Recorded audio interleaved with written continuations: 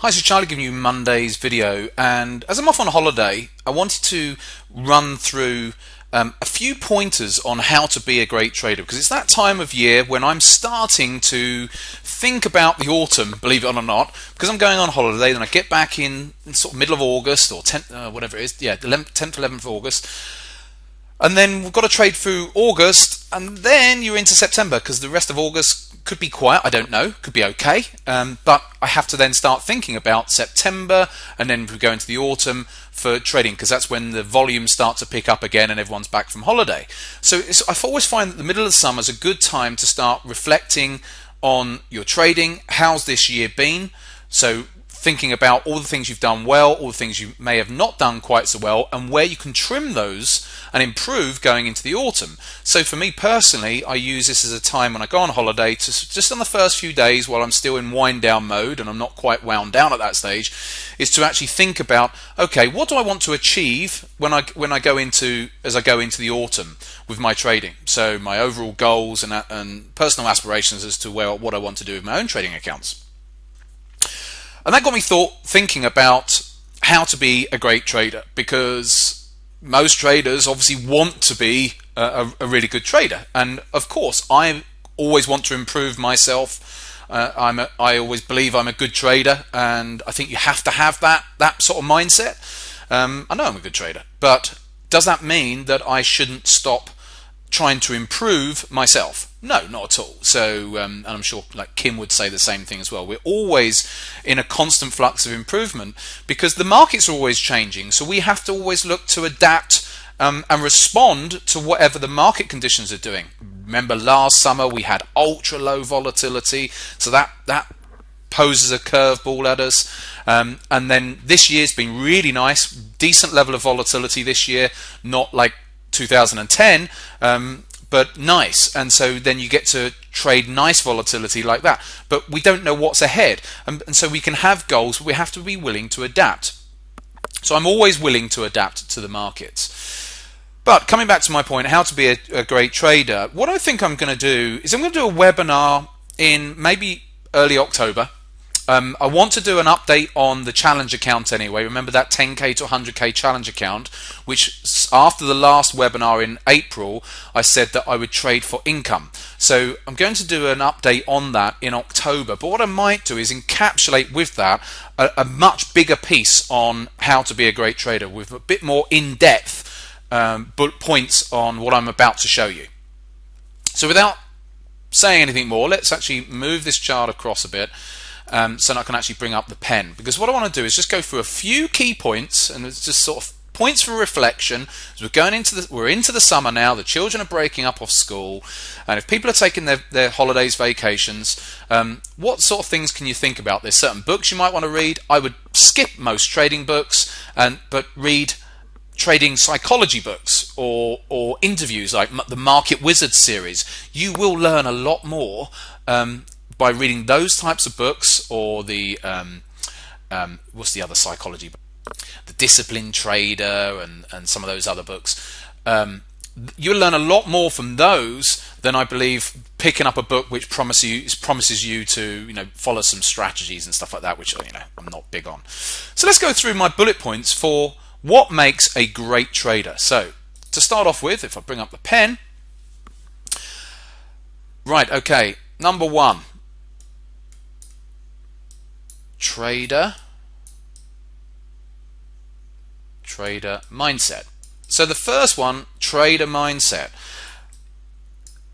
that is my number one, and within that you've got to be level-headed. You can't get overexcited if you're having a really good winning spell, or maybe even a winning trade. But if you're having a winning spell, you've got to be very careful of getting overexcited. Overexcitement breeds overconfidence. Overconfidence can lead to loose trading, and then all of a sudden you're having a losing spell.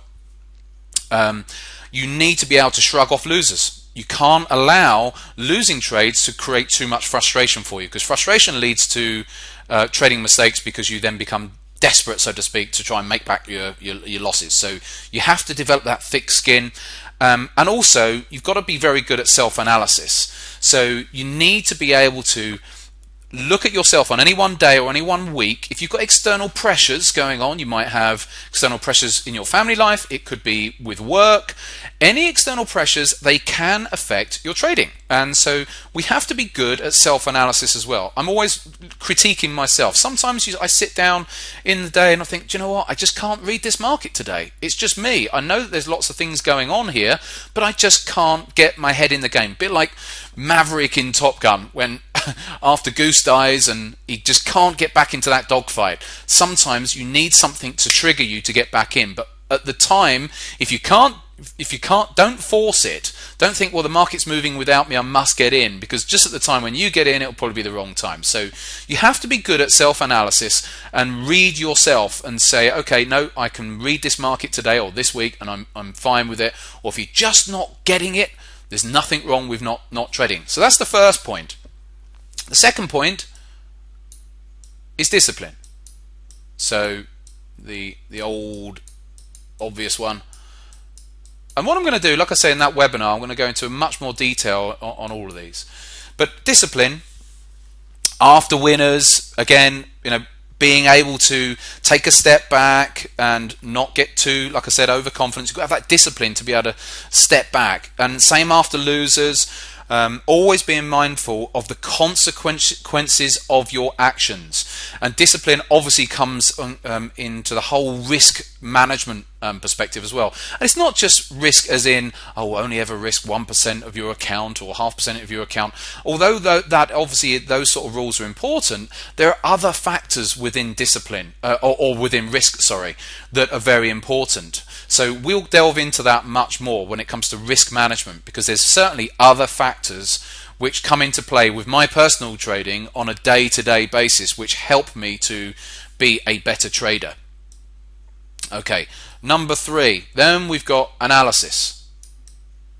Okay, now one thing that's very important here, a great analyst doesn't necessarily make a great trader, because you could make great calls on the markets. I know plenty of people out there who can make really good calls on the markets, but they're not very good traders because they can't actually, they've never developed themselves as traders. They're good technically, but they can't actually put their money on the line when it comes to it and then trade logically, because they've not developed themselves as traders. They've spent all of their time trying to be good at what? Analysis, technical analysis and all of that, and they've got very good at that, but they haven't developed the mindset for trading.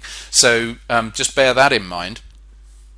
But obviously, as traders, analysis is important. It's very important. So what I do every day, in the latter part of the afternoon, I'm looking and I have a quick look through my charts to get a general gauge as to which markets I may well be trading the following morning. So I do a bit of analysis there in the late afternoon, and then first thing in the morning I want to see, okay, which markets are moving according to that overall analysis that I did late yesterday.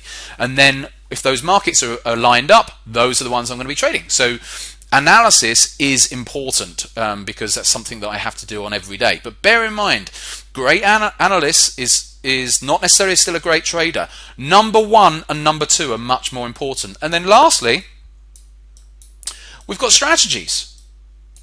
So I've not put strategies at the top because they're not as important. And yet most people think strategies are the most important part. Of course they are important. All of these aspects are important. But by themselves, no, they're not. You're nothing. You can have all the strategies, but you'd be nothing without the trader mindset, discipline, and analysis. So these factors have to come first. Strategies come right down the bottom. They are the excuses that I use in order to trade in line with the analysis that I've already done.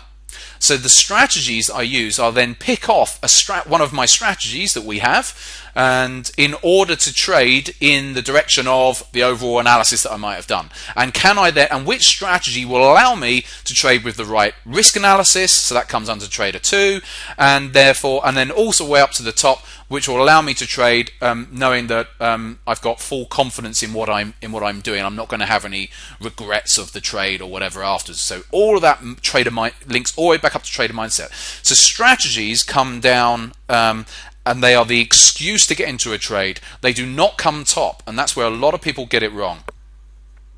And just bear in mind, so those are the 4. You don't have to be right all of the time in order to make money. You do not have to be right in all the time. So strategies come down here. Your mindset's much more important. Discipline's much more important. These are the things that keep traders in the game. These are the things that the top traders who have been trading for years employ first and foremost. And then obviously the analysis is really important, and then it comes down to strategies. So I hope that's given you some information. I'm just going to turn the pen off. So like I was saying, you don't have to be right all of the time in order to be make money, but sometimes it's nice when we are. And for example, I took this screenshot last week. It was in our trading room. It was in the later afternoon. There wasn't as many people in by then. But we sometimes do these polls and see how people's day's been. And it's all anonymous and everything else. But we had 20 people had an up day. 1 person had a flat day. No one down, and no one didn't trade. So it was almost pretty much 100% were flat or above. And that's nice to see that in our trading room, but don't get me wrong, it's not like that every day. Usually we see a mixture. Actually, we'll see a few, we'll always see a few people with having a down day, because it doesn't matter what people are doing when it comes to strategies. Different people might be employing different strategies on any one day. Now we call our trades, but obviously sometimes we have our losers as well, and obviously traders will be taking their own trades that they want to take. So on any one given day, there's usually going to be some people having a losing day, and so that's what makes the market. The key is, like I said, you don't have to be right all of the time. What you have to be is good at when you're winning, and making sure that when you're losing, but you're not losing from in an oversized way. So that therefore, obviously, we all have losing trades. Look at my that challenge account. How many losers do you see in there? Loads of losers, and yet the challenge account kept on growing. So it's a fallacy that you have to be right all of the time, or even a high percentage of the time. So coming back to it, they're my tips for the summer. I'm reading a couple of books, so when I go away, I'm reading The Hour Between the Dog and Wolf. Apparently that's a really good book. Lots of traders it's a trading book. I think it's a mindset, psychology book. So I'm going to have a read of that, because a number of our traders have been talking about that. I'm going to be finishing off, because I started it about a year ago and still haven't finished it yet, the Chimp Paradox by Dr. Steve Peters. He's the guy who did a lot of work with the British cycling team, Olympic cycling team, Team Sky, and so I want to finish his book off. Really good for mindset stuff. And then I'm going to read a Ben Mesrick book, his latest novel, because again that's based on a true story based on Russian oligarchs. So nothing on specific trading, but everything revolving around mindset and everything else. I'm going to stop babbling on. It's nearly 13 minutes into this. I hope you have a fantastic summer, and I'll be back on August the 15th, I guess.